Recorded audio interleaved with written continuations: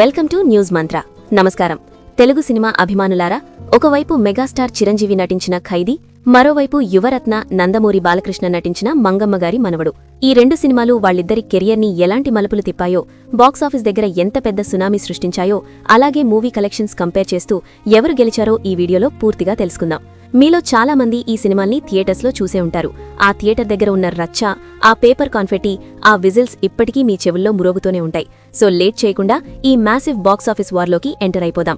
కానీ ముందు మీరు ఒక్కటి గుర్తుపెట్టుకోవాలి, ఇది జస్ట్ ఒక కంపారిజన్ కాదు. ఇద్దరు లెజెండ్స్ తమ మాస్ స్టామినాని ప్రూవ్ చేసుకున్న టైం ఇది. ప్రీ రిలీజ్ హైప్ మరియు అప్పటి సిచ్యువేషన్ కి వస్తే, ఈ రెండు సినిమాలు రిలీజ్ అవ్వడానికి ముందు ఇద్దరి హీరోల పరిస్థితి ఒక రేంజ్ లో టెన్షన్ గా ఉండేది. 1983 టైంకి చిరంజీవి గారు అప్పటికే కొన్ని విజయాలతో మంచి పేరు తెచ్చుకున్నారు. ఆయన యాక్టింగ్, డాన్సెస్ కి ఒక సెపరేట్ క్రేజ్ వస్తున్న టైం అది. కానీ అప్పటికీ ఆయన ఇంకాది అల్టిమేట్ నంబర్ 1 స్థానానికి చేరుకోలేదు. సరైన బ్రేక్ కోసం, ఒక పెద్ద కమర్షియల్ ఇండస్ట్రీ హిట్ కోసం ఎదురుచూస్తున్న సమయం. ఆయనలోని ఫైర్ కి తగ్గ మాస్ సినిమా పడితే ఎలా ఉంటుందో అనుకున్న టైంలో ఖైదీ వచ్చింది. అటువైపు చూస్తే నందమూరి బాలకృష్ణ గారి సిచ్యువేషన్ కూడా కొంచెం అలానే ఉంది. ఎన్టీఆర్ గారి లాంటి ఒక మహావృక్షం తర్వాత ఆ లెగసీని క్యారీ చేయడానికి, ఒక సోలో హీరోగా తనకంటూ ఒక సపరేట్ మార్క్ క్రియేట్ చేయడానికి బాలయ్య బాబు చాలా కష్టపడుతున్న రోజులవి. అప్పటికే సాహసమే జీవితం లాంటి సినిమాలు చేసినా తనని ఒక తిరుగులేని మాస్ హీరోగా నిలబెట్టే సినిమా ఇంకా పడలేదు. ఎన్టీఆర్ గారి అభిమానులంతా బాలయ్యలో తమ దేవుణ్ణి చూసుకుంటూ ఒక మ్యాసివ్ బ్లాక్ బస్టర్ కోసం విపరీతంగా వెయిట్ చేస్తున్న టైం అది. ఇద్దరి హీరోలకి ఇది ఖచ్చితంగా కొడితే దిమ్మ తిరిగిపోయే హిట్ కొట్టాల్సిన డూ ఆర్ డై సిచ్యువేషన్ అని చెప్పాలి. ఇలాంటి టైంలో ఈ రెండు సినిమాలు రిలీజ్ అయ్యి టాలీవుడ్ బాక్సాఫీస్ ని షేక్ చేశాయి. ముందుగా మనం మెగాస్టార్ చిరంజీవి ఖైదీ సినిమా బ్రేక్ డౌన్ చూద్దాం. 1983 అక్టోబర్లో రిలీజ్ అయిన ఈ సినిమా తెలుగు సినిమా ముఖ చిత్రాన్ని పూర్తిగా మార్చేసింది. డైరెక్టర్ ఏ కోదండరామిరెడ్డి గారి మ్యాజిక్, పరుచూరి బ్రదర్స్ రాసిన పవర్ఫుల్ డైలాగ్స్, చక్రవర్తి గారి మాస్ బ్యాక్గ్రౌండ్ మ్యూజిక్ కలిసి ఖైదీని ఒక ఎపిక్ గా మార్చాయి. రిలీజ్ రోజు మార్నింగ్ షో నుంచే సినిమాకి యునానిమస్ బ్లాక్ బస్టర్ టాక్ వచ్చేసింది. థియేటర్ల దగ్గర జనాలు క్యూలు కట్టడం, టికెట్స్ కోసం జరిగే తొక్కిసలాటలు మామూలు విషయం కాదు. ఈ సినిమా మేకింగ్లో చాలా అన్నోన్ ఫ్యాక్ట్స్ ఉన్నాయి. ఖైదీ స్టోరీ హాలీవుడ్ రాంబో సిరీస్లోని ఫస్ట్ బ్లడ్ కి లూజ్లీ బేస్డ్ గా తీశారు. అందులో చిరంజీవి గారి ఐకానిక్ గెటప్, ఆ స్లీవ్లెస్ బ్లాక్ షర్ట్, ప్యాంట్ పైన బెల్ట్ నిజానికి ఆయనే స్వయంగా డిజైన్ చేసుకున్న కాస్ట్యూమ్. అది ఎంత క్లిక్ అయిందంటే అప్పట్లో కుర్రాళ్లంతా అదే ఫాలో అయ్యారు. రగులుతోంది మొగలిపొదా లాంటి సాంగ్స్ అయితే థియేటర్స్లో ఒక ఊపు ఊపేశాయి.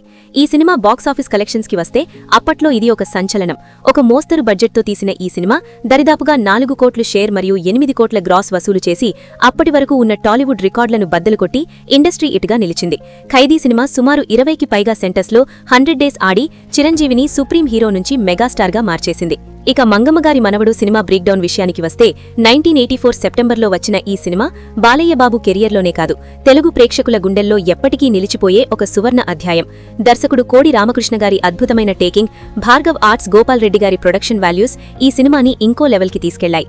తమిళ్లో సూపర్ హిట్ అయిన మన్ వసనేకి ఇది రీమేక్ అయినప్పటికీ తెలుగు నేటివిటీకి తగ్గట్టు చాలా అద్భుతమైన మార్పులు చేశారు. రిలీజ్ రోజు నుంచే ప్రేక్షకులలో ఒక ఇమోషనల్ అండ్ మాస్ కనెక్షన్ ఏర్పడింది. ఈ సినిమాలో అసలు హైలైట్ ఏంటంటే లెజెండరీ భానుమతి గారు మంగమ్మ పాత్రలో నటించడం. అసలు ఈ పాత్రకు ఆమె ముందు ఒప్పుకోలేదు. చాలా కండిషన్స్ పెట్టి మరీ ఈ సినిమా చేశారు. కానీ ఆమె లేకపోతే ఈ సినిమా ఇంత పెద్ద హిట్ అయ్యేది కాదు. బసవయ్యను ఎదిరిస్తూ నా మూతికి మీసముంటే ఈ మంగమ్మ ముంజేతికి మీసముంది అని ఆమె చెప్పిన డైలాగ్కి థియేటర్స్ దద్దరిల్లిపోయాయి. కెవి మహదేవన్ గారి మ్యూజిక్, సుహాసిని నటన సినిమాకి ప్రాణం పోశాయి. బాక్సాఫీస్ నంబర్స్ విషయానికి వస్తే మంగమ్మగారి మనవడు ఒక సునామీ సృష్టించింది.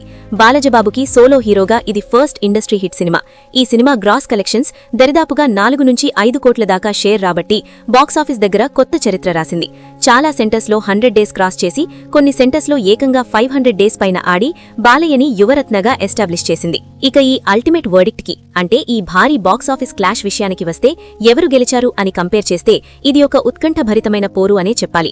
ఖైదీ సినిమా 1983లో వచ్చి చిరంజీవికి ఒక trend setter action mass image ఇస్తే, మంగమ్మగారి మనవడు 1984లో వచ్చి బాలయ్య బాబుకి రూరల్ మాస్ అండ్ ఫ్యామిలీ ఆడియన్స్లో తిరుగులేని ఇమేజ్ ఇచ్చింది. కలెక్షన్స్ పరంగా చూసుకుంటే రెండు సినిమాలు వాళ్ళిద్దరి ప్రీవియస్ రికార్డ్స్ ని తుడిచిపెట్టి ఇండస్ట్రీ హిట్స్ గా నిలిచాయి. ఖైదీ 4 కోట్ల షేర్తో అప్పటికి టాప్ గ్రాసర్గా రికార్డ్ సృష్టిస్తే, మంగమ్మగారి మనవడు కూడా అదే రేంజ్లో వచ్చి లాంగ్ రన్లో అద్భుతమైన కలెక్షన్స్ సాధించి గట్టి పోటీ ఇచ్చింది. ప్రాఫిటబిలిటీ పరంగా చూస్తే రెండు సినిమాలు డిస్ట్రిబ్యూటర్స్కి, ప్రొడ్యూసర్స్కి కనకవర్షం కురిపించాయి అప్పట్లోనే. లాంగ్ రన్ విషయంలో మంగమ్మగారి మనవడు కొన్ని సెంటర్స్లో ఎవరూ ఊహించని విధంగా 100 రోజులు ఆడి రికార్డ్ క్రియేట్ చేసింది. ఇవాల్టి ఇన్ఫ్లేషన్ వాల్యూని యాడ్ చేసుకుని ఈ కలెక్షన్స్ ని లెక్కించితే ఈ రెండు సినిమాలు ఇప్పట్లో వచ్చే 300 కోట్ల గ్రాస్ పాన్ ఇండియా బాక్సాఫీస్ సినిమాలతో సమానమని చెప్పొచ్చు. అప్పటి టికెట్ ధరలు కేవలం కొన్ని రూపాయలు మాత్రమే ఉన్న రోజుల్లోనే ఆ రేంజ్ షేర్ రాబట్టడమంటే మామూలు విషయం కాదు. కాబట్టి కలెక్షన్స్ వార్లో ఇద్దరూ విజేతలే, ఇద్దరూ బాక్సాఫీస్ రారాజులే. ఈ రెండు సినిమాలు హీరోల లెగసీ మీద చూపించిన ప్రభావం అంతా ఇంతా కాదు. చిరంజీవి గారికి ఖైదీ తర్వాత వెనుదిరిగి చూసుకునే అవసరం రాలేదు. వరుస బ్లాక్ బస్టర్స్తో, తిరుగులేని డాన్సులు, ఫైట్స్తో ఆయన దశాబ్దాల పాటు ఇండస్ట్రీని ఏలారు. బాలయ్యబాబుకి మంగమ్మగారి మనవడు తర్వాత మాస్ జాతర మొదలైంది. మాస్ సినిమాలకు, పవర్ఫుల్ డైలాగ్ డెలివరీకి ఆయన ఒక బ్రాండ్ అంబాసిడర్గా మారిపోయారు. అప్పట్నుంచి మొదలైన వీరిద్దరి బాక్సాఫీస్ ప్రయాణం ఎన్నో ఎత్తుపళ్లాలు, ఎన్నో సంచలనాలు సృష్టించింది. ఈనాటికి టీవీలో వచ్చిన ఈ సినిమాలు జనాలు కన్నార్పకుండా చూస్తారు. ఇక మీకొక చిన్న నాస్టాల్జిక్ క్వశ్చన్ అడుగుతాను. ఈ ఖైదీ మరియు మంగమ్మగారి మనవడు సినిమాలలో మీరు ఏ సినిమాని అప్పట్లో థియేటర్లో చూశారు? మీకు ఈ ఇద్దరు హీరోలలో ఎవరి యాక్షన్ అంటే ఎక్కువ ఇష్టం? మీ అభిప్రాయాల్ని, మీ థియేటర్ అనుభవాల్ని కింద కామెంట్ సెక్షన్లో తప్పకుండా పంచుకోండి. ఈ వీడియో మీకు నచ్చినట్లయితే ఖచ్చితంగా లైక్ చేయండి. మీ తోటి సినిమా ఫ్యాన్స్కి షేర్ చేయండి. మరియు ఇలాంటి ఎన్నో ఆసక్తికరమైన బాక్సాఫీస్ స్టోరీస్, డీటెయిల్డ్ అనాలిసిస్ కోసం మన న్యూస్ మంత్రా ఛానల్ని సబ్స్క్రైబ్ చేసుకోండి. మళ్ళీ కలుద్దాం.